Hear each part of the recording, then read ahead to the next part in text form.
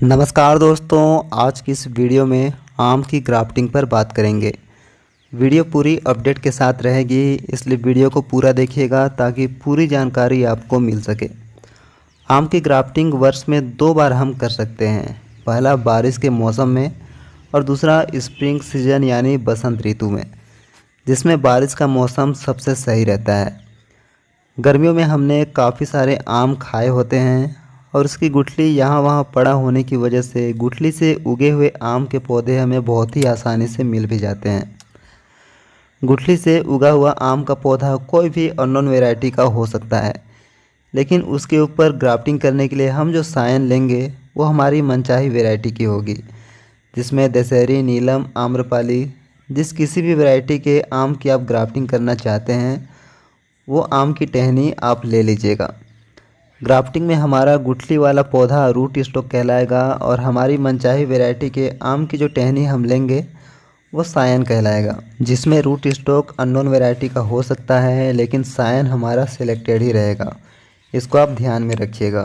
यह है आम की ग्राफ्टिंग का कॉन्सेप्ट। अच्छी वैरायटी के आम को आप बूटी कलम या एयर लेयरिंग से भी तैयार कर सकते हैं या ग्राफ्टिंग से भी तैयार कर सकते हैं, जिसमें अगर आप आम के पौधे को गमले में ग्रो करना चाहते हैं तो आप ग्राफ्टिंग से तैयार कीजिए।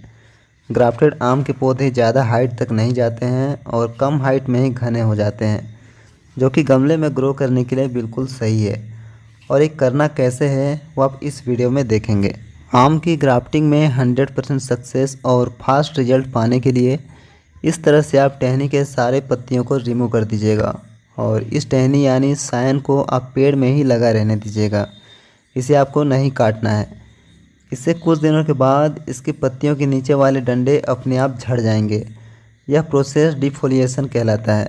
इसके बाद जब आप इस सायन को ग्राफ्ट करेंगे तो इसके सक्सेस होने के चांसेस ज़्यादा बढ़ जाएंगे और यही आम की ग्राफ्टिंग का सबसे सही और सटीक तरीका होता है और इससे ग्राफ्टिंग सक्सेस भी जल्दी होती है। इसके बाद हमें इस सायन को अंग्रेजी के अक्षर V के शेप में दोनों साइड से छील लेना है। छीलने के लिए आप जंग लगा ब्लेड या कटर वगैरह मत लीजिएगा। छीलने के बाद आप देखेंगे कि आम की टहनी में कुछ रस सा निकलने लगता है। जंग लगे कटर वगैरह से वो इन्फेक्ट हो जाता है और ग्राफ्टिंग में हमें सक्सेस रेट ज़्यादा नहीं मिलता है, फेल होने के ज़्यादा चांसेस रहते हैं। इसके बाद अगर आप रूट स्टॉक साल भर या उससे पुराना लेते हैं तो आपको इस तरह से साइड में चीरा लगाना है। लेकिन अगर आप गुठली से उगा हुआ आम को पौधा बिल्कुल नया वाला लेते हैं जो महीने भर का हो तो आप उसमें बीचों बीच चीरा लगाइए। सायन को रूट स्टॉक में अच्छे से अटैच करने के बाद आपको इसको बिल्कुल अच्छे से एयर टाइट बांध देना है। बांधने के लिए आप कोई भी स्ट्रेचेबल प्लास्टिक ले सकते हैं जो लचीला हो, खींचने में आसानी से खींचा जाए। इसके लिए हालांकि ग्राफ्टिंग टेप भी आती है, पर इसे अगर आप नहीं भी लेंगे तब भी कोई दिक्कत नहीं है। ये ज़्यादा मैटर नहीं करता है, बहुत ज़्यादा कोई इम्पोर्टेंट नहीं है। ग्राफ्टिंग करने के बाद इसे प्लास्टिक से कवर करके इसे इनडायरेक्ट सनलाइट वाली जगह पर रखेंगे जहाँ पर धूप छनकर आती हो। डायरेक्ट सनलाइट नहीं आनी चाहिए। और जैसा हम दूसरे प्लांट की केयर देखभाल करते हैं ठीक उसी तरह से इसकी भी करनी है। मतलब कि अगर इसकी मिट्टी ड्राई होती है तो उसमें हमें पानी भी डालना है और इसके ग्राफ्ट पोर्शन को हमें बिल्कुल भी खोलना नहीं है। दोस्तों, ये अपडेट 16 दिनों का है। ग्राफ्टिंग के सक्सेस होने में कम या ज़्यादा समय का लगना पूरी तरह से मौसम जलवायु पर निर्भर करता है। कई बार मैंने देखा है कि कभी कभी ग्राफ्टिंग मात्र सप्ताह भर में ही सक्सेस हो जाती है, नए नए पत्ते निकलने लगते हैं, तो कभी कभी 30 से 35 दिनों तक का समय भी लग जाता है। इसलिए इस पर आप ध्यान मत दीजिएगा। यहाँ पर सबसे ज़्यादा ध्यान देने वाली बात यह है कि ग्राफ्ट पोर्शन के नीचे जब अनवांटेड सकर्स निकलने लगते हैं तो उसे आपको तुरंत हटाना है। अगर इसे नहीं हटाएंगे तो हमारी ग्राफ्टिंग सक्सेस होकर भी बाद में सूख जाएगी। ग्राफ्ट पोर्शन के नीचे जो भी ग्रोथ आपको दिखाई देती है वो अनवांटेड सकर ब्रांच है, जिसे हमें ग्रो होने से रोकना है। अभी ना तो हमें इसे खुली धूप में रखना है और ना ही इसके ग्राफ्टेड वाली प्लास्टिक को खोलना है।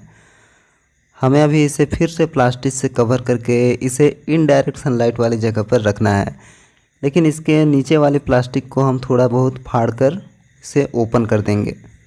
इसी तरह से इसे धीरे धीरे खुली जगह में ग्रो करने की आदत लगवाएंगे। इसे अचानक से खुली वाली जगह पर नहीं रखेंगे। दोस्तों इसी तरह से मैंने इस पौधे की लास्ट ईयर ग्राफ्टिंग की थी और अभी के टाइम पर यह पौधा गमले में या ज़मीन पर जहाँ कहीं भी यह लगाने के लायक पूरी तरह से तैयार हो चुका है। इसका ग्राफ्ट पोर्शन आप देख सकते हैं, यह पूरी तरह से सक्सेस है। इस तरह से आप भी ग्राफ्ट करके अपने मन चाहे वैरायटी के नए पौधे तैयार कर सकते हैं।